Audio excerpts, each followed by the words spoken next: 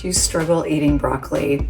One of my struggles is that it makes a massive mess in my kitchen, but I also know that it has been well researched and it has been shown in numerous studies to have really strong anti-cancer properties.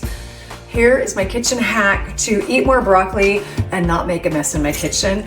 I actually shave it off. That knife kind of came close.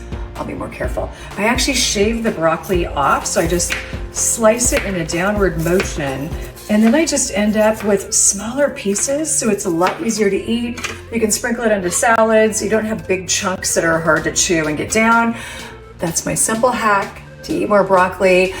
Your fist is a serving, so about 1/2 to 3/4 of a cup. Try to get that in every day, or any type of cruciferous vegetable, Brussels sprouts, cabbage. Especially when it comes to cabbage and cauliflower, I usually do cook them, but broccoli I do end up eating a little bit raw and a little bit cooked. Go have some broccoli.